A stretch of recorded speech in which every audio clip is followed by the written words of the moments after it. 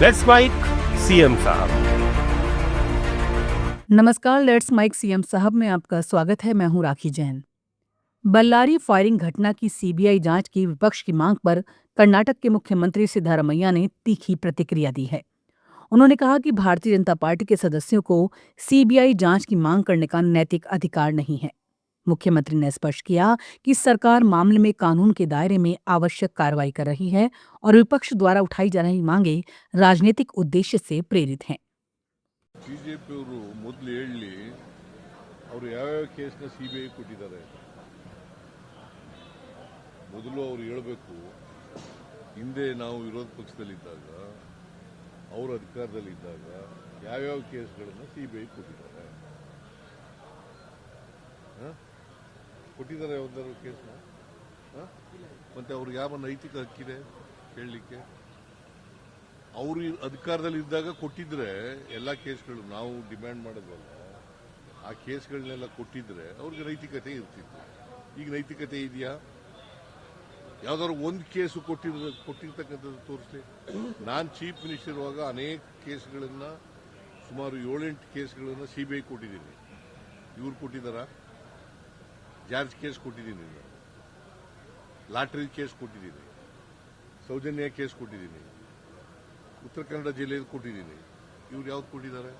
ಯಾವ್ದಾದ್ರು ಒಂದು ಕೇಸ್, ಇಂಥ ಕೇಸ್ ಕೊಟ್ಟಿದ್ದೀವಿ. ಅವ್ರಿಗೆ ಸಂಸ್ಕೃತಿ ಇಲ್ಲ ಅನ್ನೋದು ಬಹಳ ಸ್ಪಷ್ಟವಾಗಿ ಗೊತ್ತಾಗಿದೆ. ಬಿಜೆಪಿಯವರಿಗೆ ಸಂಸ್ಕೃತಿ ಇಲ್ಲ. ಹಾಗಾದ್ರೆ ಜನಾರ್ದನ್ ರೆಡ್ಡಿಗೆ ಬಳ್ಳಾರಿ ಬರಬೇಡ ಅಂತ ಯಾಕೆ ಮಾಡಿದ್ರು?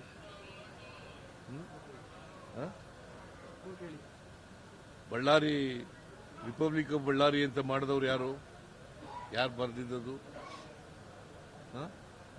ಸಂತೋಷ್ ಹೆಗ್ಡೆಯವರು ಲೋಕಾಯುಕ್ತರಾಗಿದ್ದಾಗ ವರದಿ ಕೊಟ್ಟಿದ್ದಾರೆ. ರಿಪಬ್ಲಿಕ್ ಆಫ್ ಬಳ್ಳಾರಿ ಅಂತ ಬರೆದವರು ಯಾರು? ಯಾರಿಂದ ಆದ್ದು ರಿಪಬ್ಲಿಕ್ ಆಫ್ ಬಳ್ಳಾರಿ? ಇವ್ರು ಜನಾರ್ದನ್ ರೆಡ್ಡಿ ಅಲ್ಲ. काजीरंगा राष्ट्रीय उद्यान में वन्य जीवों और आम लोगों की सुरक्षा के लिए 6,900 करोड़ से अधिक लागत वाले 35 किलोमीटर लंबे काजीरंगा एलिवेटेड कॉरिडोर का भूमि पूजन आज प्रधानमंत्री नरेंद्र मोदी ने किया। ये कॉरिडोर पार्क के ऊपर से यातायात को मोड़कर वन्य जीवों के लिए सुरक्षित रास्ता सुनिश्चित करेगा और कनेक्टिविटी को भी बेहतर बनाएगा। इस अवसर पर असम के मुख्यमंत्री हिमंता बिस्वा शर्मा ने कहा कि आज का असम आत्मविश्वास से भरा हुआ है और किसी भी चुनौती से डरने वाला नहीं है। उन्होंने स्पष्ट किया कि घुसपैठ और अतिक्रमण के खिलाफ राज्य सख्त कार्रवाई करता है। এতিয়া আমি সাহসী অসমীয়া, এতিয়া আমি আত্মবিশ্বাসী অসমীয়া।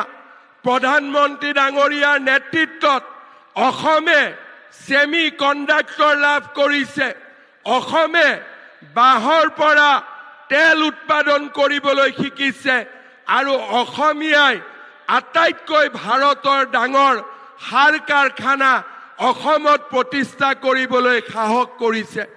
প্ৰধানমন্ত্ৰী ডাঙৰীয়াৰ আশীৰ্বাদত এতিয়া অসমীয়াই নিজৰ জাতিৰ স্বাভিমান ৰক্ষা কৰিবলৈ শিকিছে।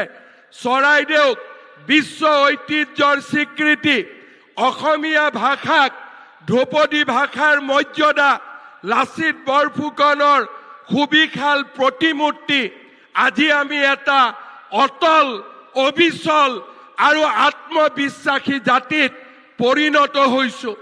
এতিয়া অসমীয়াক কোনেও ৰঙা চকু দেখুৱাব নোৱাৰে। অসমীয়াক যদি কোনোবাই ৰঙা চকু দেখুৱাবলৈ চেষ্টা কৰে, তেনে ব্যক্তিক আমি যেনেকৈ 1.5 লাখ ভিঙা ভূমিৰ পৰা উচ্ছেদ কৰিছোঁ, আমি তেনেকৈ অসমীয়াই মৰণপণ যুঁজ দিবলৈ সাজু হৈছোঁ। আজি অসমত পৰিৱৰ্তন হৈছে। এতিয়া আৰু কাজিৰঙাত কোনেও গড় হত্যা কৰিবলৈ সাহস কৰিব নোৱাৰে। আজি মোদী ডাঙৰীয়াৰ নেতৃত্বত আজি অসমীয়াই आत्मविश्वासी होइसे। गायत्री तीर्थ शांति कुंज में माता भगवती देवी शर्मा जी के शताब्दी समारोह और अखंड दीप शताब्दी वर्ष का भव्य उद्घाटन हुआ। कार्यक्रम में उत्तराखंड के मुख्यमंत्री पुष्कर सिंह धामी और केंद्रीय मंत्री गजेंद्र सिंह शेखावत मौजूद रहे। इस अवसर पर मुख्यमंत्री धामी ने कहा कि आज वंदनीय माताजी की जन्म शताब्दी के साथ गुरुदेव की तपस्या साधना के 100 वर्ष भी पूर्ण हो रहे हैं। उन्होंने बताया कि देश विदेश से 40,000 से अधिक भक्त और गायत्री परिवार के सदस्य शांति कुंज पहुंच रहे हैं और सभी का स्वागत है। आज पूज्य वंदनीय माता जी के जन्म शताब्दी वर्ष भी है और पूज्य गुरुदेव के द्वारा जो तप साधना की गई उसके भी 100 साल पूरे हो रहे हैं।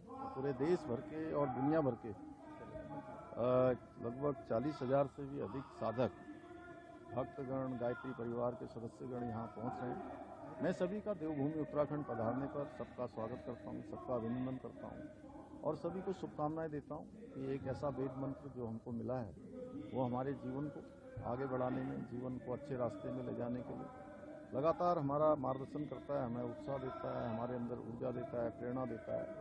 उसको साधना की तरह समझकर हम जीवन में अपनाकर आगे बढ़ेंगे और इस संपूर्ण आयोजन के लिए, जिसमें इतना बड़ा आयोजन हमारे डॉक्टर चिन्मया जी ने किया है, मैं इनको बहुत बधाई देता हूँ। ये कोई सामान्य आयोजन नहीं है। इस प्रकार से यहाँ पर 80 से भी अधिक देशों के लोगों को बुलाया गया है और पूरा एक एक सत्र में जो है अलग अलग विषयों के विशेषज्ञ होंगे।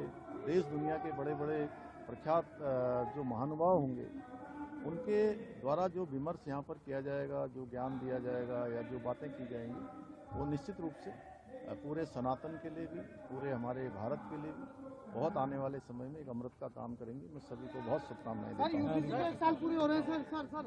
अब क्या करें? साल पूरे हो रहे हैं सर। नहीं, यूसीसी दिवस हम लोग एक जो कि उस दिन हमारे यहाँ समान नागरिक संहिता जिस दिन 27 जनवरी से लागू हुआ था, तो उस दिन को हम लोग विशेष रूप से एक कानून का जो पालन हुआ, भारत के संविधान की जो आत्मा में अनुच्छेद 44 में जिसका प्रावधान था, उसको सबसे पहले देवभूमि उत्तराखंड में उतारने का काम किया। इसलिए वो दिन हमारे लिए विशेष है। मैं उस दिन की भी सबको शुभकामनाएं देता हूं। उत्तर प्रदेश के मुख्यमंत्री योगी आदित्यनाथ ने हेल्थ टेक कॉन्क्लेव 1.0 में भाग लिया। इस अवसर पर उन्होंने कहा कि स्वास्थ्य क्षेत्र का सबसे बड़ा कंज्यूमर मार्केट उत्तर प्रदेश है, जहां 25 करोड़ की आबादी के साथ साथ आसपास के राज्यों और कई देशों के लोगों की स्वास्थ्य जरूरतों का भी भार आता है। मुख्यमंत्री ने बताया कि प्रधानमंत्री के मार्गदर्शन में केंद्र सरकार के सहयोग से पिछले 8-9 वर्षों में प्रदेश के स्वास्थ्य क्षेत्र में व्यापक बदलाव हुए हैं। उत्तर प्रदेश सरकार ने आदरणीय प्रधानमंत्री जी की प्रेरणा से, उनके मार्गदर्शन में भारत सरकार के साथ मिलकर के पिछले 8-9 वर्षों के अंदर स्वास्थ्य क्षेत्र में व्यापक परिवर्तन करने में इसको सफलता प्राप्त की है। हेल्थ इंफ्रास्ट्रक्चर को हमने आगे बहुत अच्छा करने का प्रयास किया। 2017 के पहले उत्तर प्रदेश में गवर्नमेंट और निजी क्षेत्र को मिलाकर के कुल 40 मेडिकल कॉलेजेस यूपी में थे और आज उत्तर प्रदेश में 81 मेडिकल कॉलेजेस वर्तमान में पूरी तरह क्रियाशील हैं। 2 एम्स हैं। लगभग डिस्ट्रिक्ट लेवल स्तर के 100 से ऊपर हॉस्पिटल्स हैं जिनकी जो गवर्नमेंट के द्वारा संचालित होते हैं। CSC, PSC, health and wellness centre की एक लंबी श्रृंखला हमारे सामने है जो दूर दराज के क्षेत्रों में भी स्वास्थ्य की सुविधाएं उपलब्ध करवा। लेट्स माइक सीएम साहब में फिलहाल इतना ही। देखते रहिए, सुनते रहिए लेट्स माइक। नमस्कार। It's time for news. It's time for more than radio. Presenting the first radio news app, Let's Mic. Let's Mic, a news-based app on your phone where you get to watch and listen news, talk shows, interviews, radio show podcasts. On Let's Mic, you get all relevant information of TV, print, radio, podcast, and digital. Let's Mic talks about every segment of life.